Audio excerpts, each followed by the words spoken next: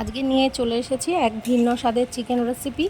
তো প্রথমে আমি চিকেনটাকে 400 গ্রাম চিকেন এনেছিলাম। তো 400 গ্রাম চিকেনকে আমি একটু লেবুর রস দিয়ে পাতিলেবুর রস দিয়ে সুন্দরভাবে মাখিয়ে নিয়ে পরিষ্কার করে ধুয়ে নিয়েছি, তাহলে গন্ধটা থাকে না। আর ডুমডুম করে আলু কেটে নিয়েছি, নিয়ে একসঙ্গে একটা পাত্রে জল ঝরিয়েছি। তো এবার আমি এর মধ্যে দিয়ে দিচ্ছি 1 চামচ টক মিষ্টি দই এবং সেটা দিয়ে আমি ম্যারিনেট করে নিয়েছি। আর এদিকে মশলা হিসাবে আমি একটা পাত্রে করে নিয়েছি 1.5 খানা রসুন, মিডিয়াম সাইজের 1.5 খানা পেঁয়াজ কেটে দিয়েছি, 3টে শুকনো লঙ্কা আর দিয়েছি 1.5 ইঞ্চি আদা।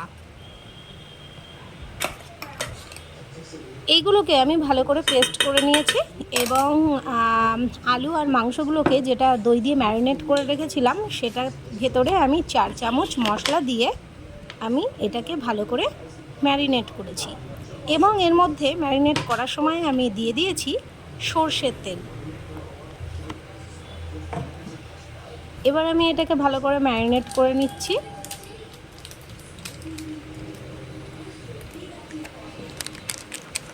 আর এর ভিতরে আমি আরও একটু দিয়ে দিচ্ছি সামান্য হলুদ গুঁড়ো, তাতে কালারটা খুব সুন্দর আসে।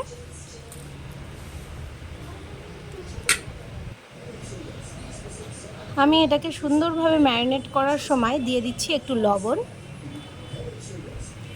যদিও একটু জল বেরোবে কিন্তু তাতে অসুবিধে নেই, কিন্তু ভেতরে মাংসের ম্যারিনেট করার সময় লবণটা দিলে কি হয়, একটুখানি টেস্টটা অসাধারণ আসে। তাই আমি এখানে 2 চামচ লবণ দিয়ে দিয়েছি, আপনারা আপনাদের পরিমাণ মতো দিয়ে দেবেন। এছাড়াও আমি রান্না করার সময় একটুও দেব।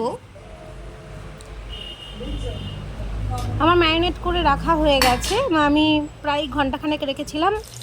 1 ঘন্টা পর আমি ম্যারিনেটটা খুলে ফেলেছি। এইবার আমি কড়াইতে দিয়ে নিয়েছি সর্ষের তেল। সর্ষের তেলের সঙ্গে আমি 1.5 খানা পেঁয়াজ কুচিয়ে দিয়েছি, একদম কুচি করে দিয়েছি। আর দিয়েছি একটা শুকনো লঙ্কা, আর দিয়েছি গোটা জিরে, আর দিয়েছি গোটা গরম মশলা, দারচিনি, 3টে লবঙ্গ আর একটা এলাচ ফাটিয়ে দিয়েছিলাম। এটাকে আমি এবার ভালো করে নাড়াচাড়া করে নিচ্ছি। যখন ব্রাউন কালার চলে আসবে তখন আমি মশলার পেস্টটা দেব। মশলার পেস্টটা আমি যেটা করেছিলাম এর মধ্যে আমি দিয়ে দিয়েছি কাশ্মীরি লঙ্কার গুঁড়ো, হলুদ গুঁড়ো আর জিরে গুঁড়ো। এবার আমি মশলাটা দিয়ে দিলাম। পেঁয়াজের সঙ্গে মশলাটাকে খুব ভালোভাবে মিশিয়ে নিতে হবে।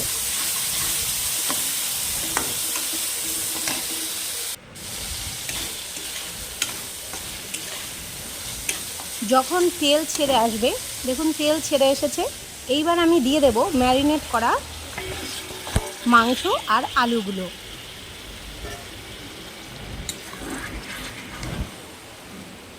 এটা দিয়ে আমি ভালো করে মিক্সড করে নেব।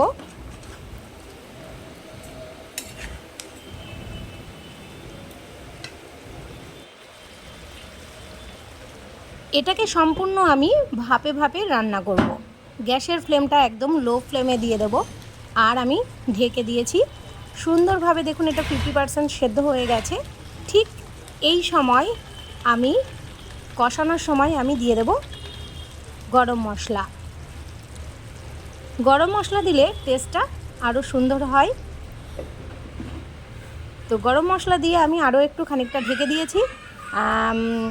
কত সুন্দর কালার এসছে দেখুন, সুন্দর এটা সেদ্ধ হয়ে গেছে। তো এবার আমি এর মধ্যে অ্যাড করব একটু গরম জল, কারণ একটু ঝোল করতেই হবে। তো এবার আপনারা যেরকম পরিমাণে ঝোল করবেন সেরকম পরিমাণে জলটা ইউজ করবেন। আমি এখানে ঝোলটা বেশি করছি না, তাই আমি জলটা অল্প দিয়েছি। কষানো হয়ে গেছে।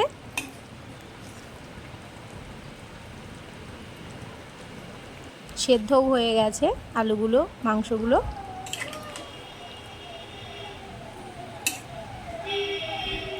আপনারা এইভাবে চিকেনটাকে করে দেখবেন, দুর্দান্ত চিকেন খেতে লাগে।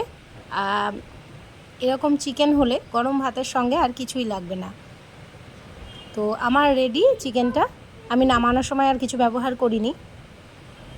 এখানে কোনো উপকরণই আর দিইনি। তো আপনাদের ভালো লাগলে লাইক, কমেন্ট, শেয়ার।